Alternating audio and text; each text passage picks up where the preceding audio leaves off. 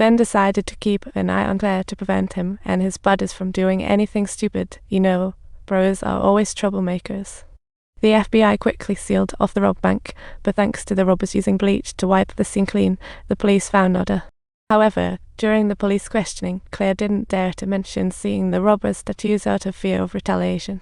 The next day, Ben, armed with Claire's ID, went for some undercover observation and decided to follow Claire into the laundromat. Without the robbery stress, it gave him butterflies for Claire. Guys, if you've been single for too long, it's time to find a match. Go hold hands. Don't be shy to ask for what you want. The more requests you make, the better the results. Just then, Claire spotted a bloodstain on the collar of her kendo uniform, and the memory of the robbery hit her like a flood, bringing tears to her eyes. Feeling guilty, Claire decided to quit drinking, and Ben immediately rushed to comfort her. A silly joke made her laugh, and Ben seized the moment to invite her for a drink at the pub. After some casual chatting, they discovered they had a ton of similar interests. Turns out, Claire was a volunteer for the hockey club Ben once played for, and under the influence of some drinks, sparks flew between. After a busy day, Ben spontaneously took Claire to a friend's yacht, which was just an unguarded empty boat, but his romantic gesture quickly captured Claire's heart. Their relationship heated up fast, and Claire opened up about her kidnapping experience. Subtitles.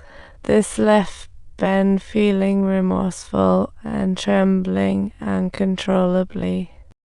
Fortunately, Claire was hesitating about whether to inform the police. Ben decided to play the therapist, reminding her she must think of her own safety. Sure, telling the police could help the robber, but it might also provoke the robber's retaliation. This quelled her urge to call the cops. While driving her home, Ben learned that she'd been dealing with some pesky hoodlums lately, though Claire kept on acting as if it didn't bother her. Inside, Ben was burning with anger and immediately sought out Yingyue to teach those punks a lesson. They donned masks and smashed down the door, delivering a pounding to Claire's harassers. Ben even smashed one guy's hand with a hammer. Yingyue had never seen Ben so furious and thought he was avenging a brother, so he jumped in as well. Meanwhile, the FBI launched a major arrest sweep for stragglers, but didn't catch the real culprits. But they did get an important lead from a drug dealer who mentioned hearing a young guy talk about it. These bank robbers could infiltrate the bank security system. Upon a second sweep of the scene, the FBI discovered that a telecom tower had been linked to the bank's internal network, making it clear that only someone from inside the telecom company could pull this off. The FBI followed this lead to track down Diz, the one overseeing network security for the gang. Through surveillance, the police quickly identified Ben's criminal gang as their main focus. Driver Fatty excels not only in driving but also in car theft, stealing any car in a second.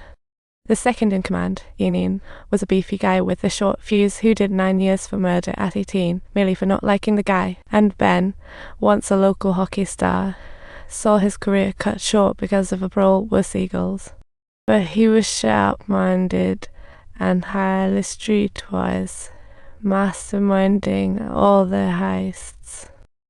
Even with the 4 suspects in their sights, the police held back since they had no evidence. Meanwhile, the smitten Ben and Claire began having regular dates. One day, during the street-side date, Ben accidentally got bumped into by Yinyin, who was passing by.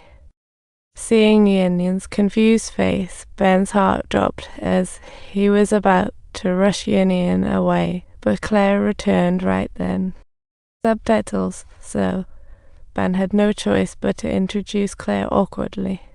However, Yinyin's faintly visible tattoo still made him feel extremely uneasy. Finally, Yinyin turned to leave. Ben fumbled to hug his neck to avoid Claire's suspicion. Once home, Yinyin lost it, unable to fathom that Ben was flirting with a witness who could easily blow their cover. Meanwhile, Ben was adamant that he could keep it under control. Observing Ben's nonchalance, Yan had no choice but to simmer down his boiling anger since they were gearing up for the next heist. The next morning, the gang thoroughly scrubbed off any traces, including fingerprints from their guns. Their target this time was an armored cash truck. When the target appeared, they immediately threw on their masks and rushed the freshly stopped cash truck, smashing open the front cabinet.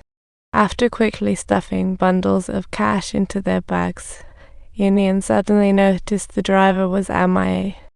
The driver had actually broken protocol and stepped up, giving them quite the opportunity. They quickly escaped from the scene by car.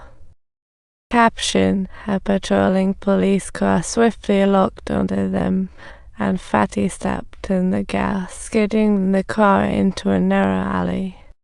Thus began an intense chase through the narrow alley. But no matter where they turned, cops were hot on their heels, and they were finally boxed in at an intersection.